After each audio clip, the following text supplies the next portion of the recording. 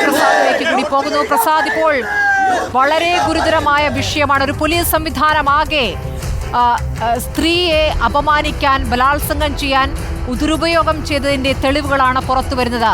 ഒരു പോലീസ് ഉദ്യോഗസ്ഥൻ ആദ്യം ബലാത്സംഗം ചെയ്യുന്നു, അത് പരാതിപ്പെടാനായി അതിന്റെ മുകളിലെ ഉദ്യോഗസ്ഥനെ സമീപിക്കുമ്പോൾ അവിടെ നിന്നും സമാനമായ അനുഭവം, വീണ്ടും മേൽത്തട്ടിലേക്ക് പോകുമ്പോൾ അവിടെ നിന്നും സമാനമായ അനുഭവം.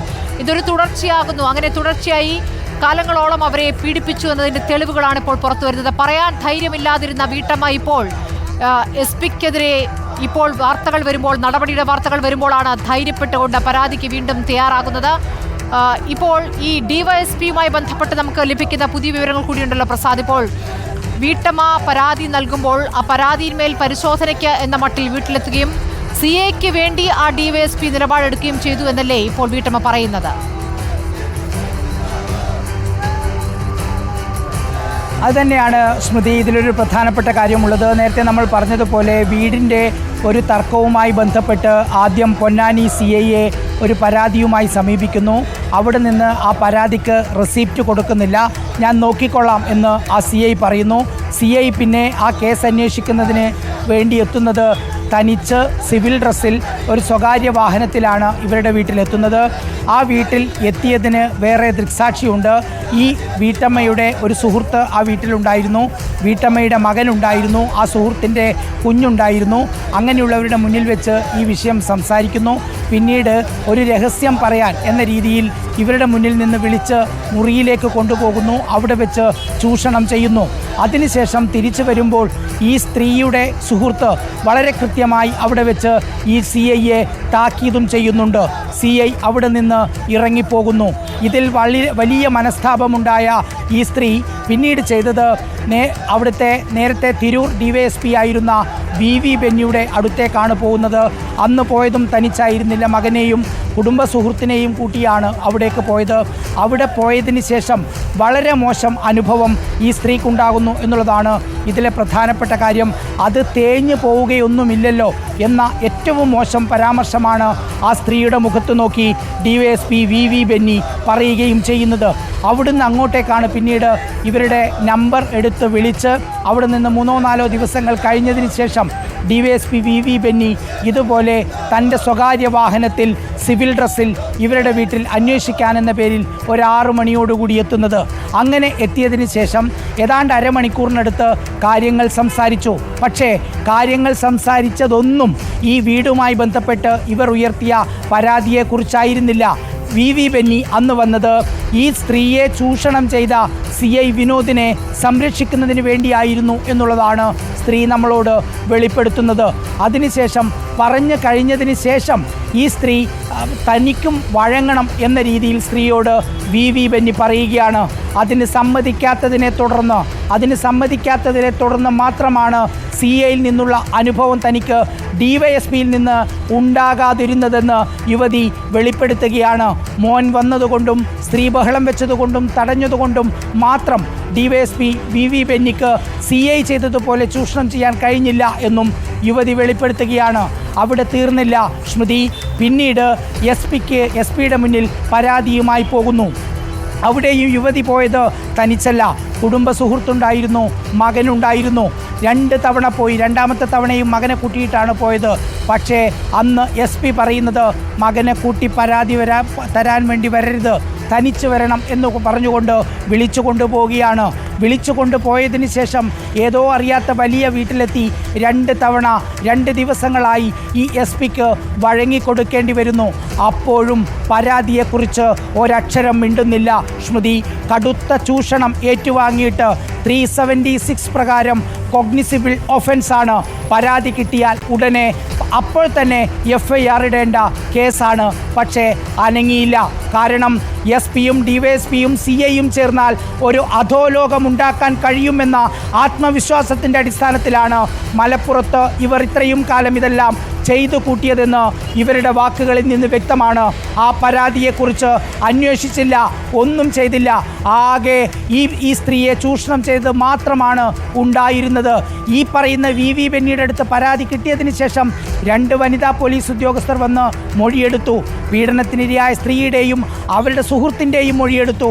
ആ മൊഴി ഏത് കോടതിയിലാണ് കൊടുത്തത്? ആ മൊഴി പ്രകാരം ഇട്ട FIR ഇവിടെയാണ്. ഒരു FIR ഉണ്ടായില്ല. പരാതി പൂർണ്ണമായി മുക്കി. പിന്നീട് CI, DYSP, SP ഇവരെല്ലാം ചൂഷണം ചെയ്തതിന് ശേഷം ഈ സ്ത്രീ അപമാനഭാരം സഹിക്കാൻ വയ്യാതെ ജീവിക്കുകയായിരുന്നു. അപ്പോഴാണ് ഈ പറഞ്ഞതുപോലെ പോലീസിനെ കുറിച്ച് ഒരുപാട് വിമർശനങ്ങൾ രൂക്ഷമായി ഉയരുന്ന ഈ ഘട്ടത്തിൽ നമ്മുടെ ക്യാമറയ്ക്ക് മുന്നിൽ സംസാരിക്കാൻ ഇവർ തയ്യാറായത്. ഇതേതെങ്കിലും സ്ത്രീ വന്ന് തനിച്ചിരുന്ന് ക്യാമറയിൽ സംസാരിച്ചത് മാത്രമല്ല സ്മൃതി, ഇതിലൊരുപാട് സാക്ഷികളുള്ള ഒരു കേസാണ്. ഏത് കേസും ഇവർ വിചാരിച്ചാൽ അട്ടിമറിക്കാൻ കഴിയുമെന്നും ആരെയും കുടുക്കാൻ കഴിയുമെന്നും ആരുടെയും ജീവിതം തകർക്കാമെന്നും തോന്നുന്ന ഒരു ആത്മവിശ്വാസമുണ്ടല്ലോ സ്മൃതി. ആ ആത്മവിശ്വാസമാണ് മലപ്പുറത്ത് ഈ അധോലോക സംസ്കാരത്തിലേക്ക് ഈ പോലീസ് മാറാനുള്ള പ്രധാനപ്പെട്ട കാരണങ്ങളിലൊന്ന്. SP സുജിത് ദാസ് ഗുരുതരമായ ഒരു സംഭവം ഇതിനോടൊന്നിച്ച് തന്നെ പറയുന്നുണ്ട്. പിന്നീട് ഫോൺ വിളിച്ച് സംസാരിക്കുമ്പോൾ അവരുടെ അക്കൗണ്ട് ഡീറ്റെയിൽസ് കൊടുക്കാൻ, അതിലേക്ക് ഒരു വലിയ തുക ഞാനിടും എന്ന് പറയുന്നു. ആ വലിയ തുകയിൽ നിന്ന് എത്ര വേണമെങ്കിലും നിങ്ങൾ എടുത്തോളൂ എന്ന് ഈ യുവതിയോട് പറയുന്നു. അതിനർത്ഥം അത് കള്ളപ്പണം വെളുപ്പിക്കാനുള്ള ശ്രമമാണ്. ഇങ്ങനെ ബന്ധമുണ്ടാക്കുന്ന സ്ത്രീകളെ ഇങ്ങനെ കള്ളപ്പണം വെളുപ്പിക്കുന്നതിന് വേണ്ടി ഉപയോഗിച്ചിരുന്നു എന്ന ഗുരുതരമായ കാര്യം തീർന്നില്ല സ്മൃതി. SP-യുടെ വീട്ടിലേക്ക് അവസാന ദിവസം പോയപ്പോൾ അവിടെ ഒരു കസ്റ്റംസ് ഉദ്യോഗസ്ഥനെ കാഴ്ചവെക്കാനുള്ള ശ്രമമുണ്ടായി. കസ്റ്റംസ് ഉദ്യോഗസ്ഥരും ഇവരെ ദുരുപയോഗം ചെയ്യാൻ ശ്രമിച്ച സമയത്താണ് അവിടെ നിന്ന് ഇവർ ഇറങ്ങിപ്പോകുന്നത്. ചുരുക്കത്തിൽ 4 FIR-കൾ രജിസ്റ്റർ ചെയ്ത് അന്വേഷിക്കേണ്ട കേസാണ് ഉണ്ടായിരിക്കുന്നത്. 1 പൊന്നാനി CI വിനോദ് ചെയ്തത്, 2 DYSP VV ബെന്നി ചെയ്തത്, 3 SP സുജിത് ദാസ് ചെയ്തത്, 4 സുജിത് ദാസിൻ്റെ കൂടെ ഉണ്ടായിരുന്ന കസ്റ്റംസിലെ എന്ന് പറയുന്ന ആ സുഹൃത്ത് ചെയ്തത്. ഈ 4 FIR-കൾ ഇടേണ്ട പരാതിയാണ് ഇന്ന് രാവിലെ 8:30 മുഖ്യമന്ത്രിക്ക് മുന്നിൽ, DGPക്ക് മുന്നിൽ ഈ സ്ത്രീ ഈ പരാതിക്കാരി സമർപ്പിച്ചിരിക്കുന്നത്. അതിലിതുവരെയും നടപടിയായതായി വിവരമില്ല. നമ്മൾ ഇന്ന് രാവിലെ ഈ വാർത്ത സംപ്രേഷണം ചെയ്തതിന് പിന്നാലെ 15 മിനിറ്റ് പോലും തികയുന്നതിന് മുമ്പ് പോലീസ് ആസ്ഥാനത്ത് നിന്ന് മാധ്യമങ്ങളോട് വിശദീകരിക്കുന്നു അത് വ്യാജ പരാതിയാണെന്ന്. എങ്ങനെയാണ് അത് വ്യാജ പരാതിയാകുന്നത്? കാരണമുണ്ടല്ലോ. ആരാണ് റിപ്പോർട്ട് കൊടുത്തത്? SP സുജിത് ദാസ്. ആരാണ് അതിൻ്റെ കീഴിൽ നിന്ന് സുജിത്തിന് റിപ്പോർട്ട് കൊടുക്കുന്നത്? DYSP VV ബെന്നിക്കാരാണ് റിപ്പോർട്ട് കൊടുക്കുന്നത് CI വിനോദ്. ഇതൊന്നും ചോദ്യം ചെയ്യാൻ ഇവിടെ ഒരു സംവിധാനവുമില്ല. ഇങ്ങനെ 3 CIയും DYSPയും SP-യും വിചാരിച്ചാൽ കേരളത്തിലെ ഏത് ജില്ലകളിലും എന്ത് തോന്നിയവാസവും ചെയ്യാൻ കഴിയുമെന്ന രീതിയിലേക്ക് നമ്മുടെ പോലീസ് സംവിധാനം അതപ്പതിക്കുമ്പോൾ അതിന് മൂക്കുകയറിടേണ്ട നമ്മുടെ സംസ്ഥാന സർക്കാർ പരാജയപ്പെടുകയാണ് എന്നുള്ളതാണ് ഇതിലേറ്റവും പ്രധാനപ്പെട്ട ചോദ്യം. മുഖ്യമന്ത്രിയോട് എനിക്ക് അങ്കിൾ എന്ന് വിളിക്കാനുള്ള ബന്ധമുണ്ടെന്ന് സുജിത് ദാസ് പറയുന്നത് ആരുടെ ധൈര്യത്തിലാണ്? അത് പറയേണ്ടത് മുഖ്യമന്ത്രിയാണ്. അങ്ങനെ അങ്കിൾ എന്ന് വിളിക്കാനുള്ള ധൈര്യം ഉപയോഗിച്ച് സ്ത്രീകളെ ചൂഷണം ചെയ്യുകയും നമ്മുടെ നാട്ടിൽ ഇഷ്ടം പോലെ കള്ളക്കേസുകൾ ചുമത്തിക്കൊടുക്കുകയും ചെയ്യുന്ന ഉദ്യോഗസ്ഥർക്കെതിരെ എന്തു നടപടി ഈ സർക്കാർ സ്വീകരിക്കുന്നു എന്നുള്ളതാണ്. തീർന്നില്ല സ്മൃതി. അജിത ബീഗം കൊടുത്ത റിപ്പോർട്ടിൻ്റെ അടിസ്ഥാനത്തിൽ സ്ഥലം മാറ്റിയ സുജിത് ദാസിനെ ഇന്നലെ രാത്രി ഏറെ വൈകി സസ്പെൻഡ് ചെയ്യാനുള്ള ഒരു കാരണം ഇന്നലെ ഉച്ചയോടുകൂടി പോലീസിലെത്തിയ ഒരു വിവരമാണ്. റിപ്പോർട്ടറിൻ്റെ വാർത്താ സംഘം ഈ വാർത്ത പുറത്തു വരാൻ കൊണ്ടുപോകാൻ ശ്രമിക്കുന്നു എന്ന വിവരം പോലീസിൽ നിന്ന് കിട്ടുന്നു. അതിൻ്റെ അടിസ്ഥാനത്തിലായിരിക്കണം ഒരുപക്ഷെ ഇന്നലെ വൈകിട്ട് തന്നെ ഈ സസ്പെൻഷൻ ഉത്തരവിറങ്ങിയത്. ഉറപ്പായും ഇത് അവസാനിപ്പിക്കേണ്ടതാണ്. ഇങ്ങനെ ഒരു ശീലം വേറെ ഏതെങ്കിലും ജില്ലകളുണ്ടെങ്കിൽ അവിടെയും അന്വേഷണം നടത്തി അവസാനിപ്പിക്കേണ്ടതാണ്. ഓഫീസിൽ സുജിത് ദാസ് ചുമതലയിലുണ്ടായിരുന്ന കാലത്തെ വിവരങ്ങൾ DGP ഡോക്ടർ ഷേഖ് ദർവേഷ് സാഹിബ് ശേഖരിച്ചിട്ടുണ്ട്. സുജിത് ദാസ് SP ആയിരുന്ന കാലത്ത് പുറത്തിറക്കിയ ഉത്തരവുകൾ, എടുത്ത നടപടികൾ, യാത്രാരേഖകൾ എന്നിവ പരിശോധിച്ചിരിക്കുന്നു എന്ന വിവരങ്ങൾ കൂടി നമുക്ക് ലഭിക്കുകയാണ്. PV അൻവർ തുറന്നുവിട്ട വിവാദം, അതിൻ്റെ തുടർചലനങ്ങൾ ആരെയൊക്കെ തെറിപ്പിക്കും എന്നാണ് അറിയേണ്ടത്. ഈ പോലീസ് സംവിധാനം എങ്ങനെ ദുരുപയോഗം ചെയ്തു? നമ്മൾ താനൂർ കസ്റ്റഡി കൊലപാതകം പറഞ്ഞതാണ്. അതിലും SP-ക്കുള്ള പങ്കടക്കമാണ് നേരത്തെ PV അൻവർ വെളിപ്പെടുത്തിയിരുന്നത്. ഇപ്പോൾ ഈ പരാതിക്കാരി 2 വർഷം ഇത് പുറത്തു പറയാൻ ധൈര്യപ്പെട്ടില്ല. പുറത്തു പറഞ്ഞപ്പോഴുള്ള അനുഭവം ആ പറഞ്ഞവരിൽ നിന്നു കൂടി പീഡനം എന്നുള്ളതായിരുന്നു. അങ്ങനെ 2 വർഷം മിണ്ടാതിരുന്ന പരാതി ഇപ്പോൾ PV അൻവർ പുറത്തു പറഞ്ഞ പശ്ചാത്തലത്തിൽ ആ ധൈര്യത്തിൽ PV അൻവറിനെ പോയി കണ്ട ശേഷം വെളിപ്പെടുത്തുകയാണ് ഈ വീട്ടമ്മ എന്നുള്ളതാണ്. പ്രസാദ്, അങ്ങനെയെങ്കിൽ ഇനിയും പല വെളിപ്പെടുത്തലുകളും ഇനിയും പല വിവരങ്ങളും പുറത്തു വരാനിരിക്കുന്നു എന്നുകൂടി കരുതേണ്ടി വരില്ലേ? കാരണം ഒരു വീട്ടമ്മ തനിക്കുണ്ടായ അനുഭവം, ഒറ്റയ്ക്ക് കഴിയുന്ന ഒരു സ്ത്രീ, വീടുമായി ബന്ധപ്പെട്ട തൻ്റെ വീടിൻ്റെ അവകാശ തർക്കവുമായി ബന്ധപ്പെട്ട ഒരു പരാതി പറയാൻ പോലീസ് സ്റ്റേഷനിൽ പോയ ഒരു സ്ത്രീക്കുണ്ടാകുന്ന അനുഭവം ഇതാണ്. അപ്പോൾ മലപ്പുറത്ത് നിന്നും ഇത്തരം കഥകൾ ഇനിയും കേൾക്കാനുള്ള സാധ്യതയുണ്ട്. ഒരുപാട് പരാതികൾ നേരത്തെ SP സുജിദാസുമായി ബന്ധപ്പെട്ട നേരത്തെ നമ്മൾ കേട്ടതാണ്. അത് ഒരു വിവരാവകാശ പ്രവർത്തകൻ തന്നെ നമ്മളോട് വെളിപ്പെടുത്തിയതാണ്. പലതവണ ഇതുമായി ബന്ധപ്പെട്ട പരാതി മുഖ്യമന്ത്രിയുടെ ഓഫീസിലേക്ക് അയച്ചു, പക്ഷേ ഒരു നടപടിയും ഉണ്ടായിട്ടില്ല എന്ന്.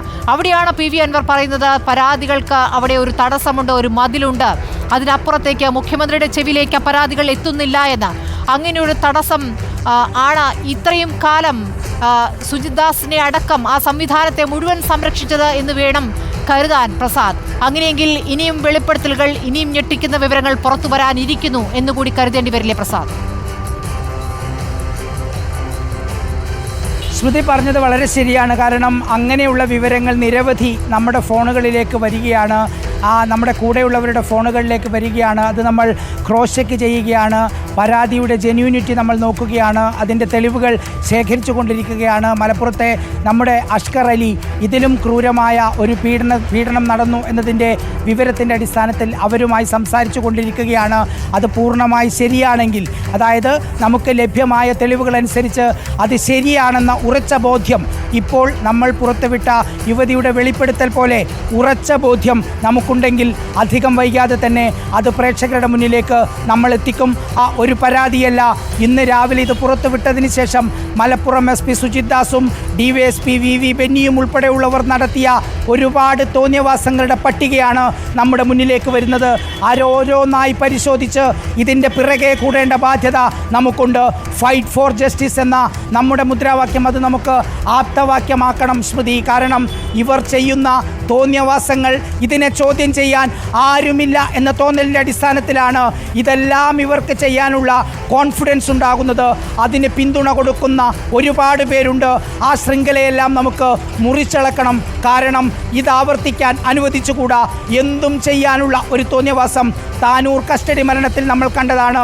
നമ്മുടെ ഇവിടുത്തെ റിപ്പോർട്ടർമാർ അഷ്കർ അലിയും മുബഷീറും കണ്ണു തുറന്ന് അതിൻ്റെ പിന്നിലെ സഞ്ചരിച്ചില്ലായിരുന്നുവെങ്കിൽ അതൊരു സാധാരണ മരണമായി അവശേഷിക്കുമായിരുന്നു എന്ന് വിശ്വസിക്കുന്ന ഒരു മാധ്യമ പ്രവർത്തകനാണ് ഞാൻ. അഷ്കറും മുബഷീറും കൊണ്ടുവന്ന ആ ഒരു പോരാട്ടം, അവർ എടുത്ത ഒരു ശ്രമം, ആ ശ്രമത്തിൻ്റെ ഭാഗമായാണ് താമിർ ജഫ്രിയുടെ മരണം ഇത്രയേറെ ചർച്ചയായതും ഒടുവിൽ CBI അന്വേഷണത്തിലെത്തി നിൽക്കുന്നതും. അതിൽ സുജിദാസും VV ബെന്നിയും ചെയ്ത തരികിടകൾ എന്തൊക്കെയാണെന്ന് ഈ സമൂഹം കണ്ടതാണ്. അതിൽ കൃഷ്ണലാൽ എന്ന് പറയുന്ന താനൂര് SIയെ, ഒരു തെറ്റും ചെയ്യാത്ത SIയെ മാത്രം സസ്പെൻഡ് ചെയ്ത് DYSP VV ബെന്നിയും SP സുജിദാസും രക്ഷപ്പെടാൻ ശ്രമിച്ചതിൻ്റെ രേഖകൾ സഹിതം, അവരുടെ ശബ്ദ സംഭാഷണങ്ങൾ സഹിതം നമ്മൾ പ്രേക്ഷക സമൂഹത്തിൻ്റെ മുന്നിലേക്ക് വെച്ചതാണ്, മലയാളിയുടെ മനസ്സാക്ഷിയുടെ മുന്നിലേക്ക് വെച്ചതാണ്. അന്നൊന്നും ഇത്രയും ആളുകൾ പ്രതീക്ഷിച്ചിരുന്നില്ല ഇവർ ഇത്രമാത്രം ചെയ്യുമെന്ന്. കൂടുതൽ സംഭവങ്ങൾ ഒന്നൊന്നായി പുറത്തേക്ക് വരികയാണ് സ്മൃതി.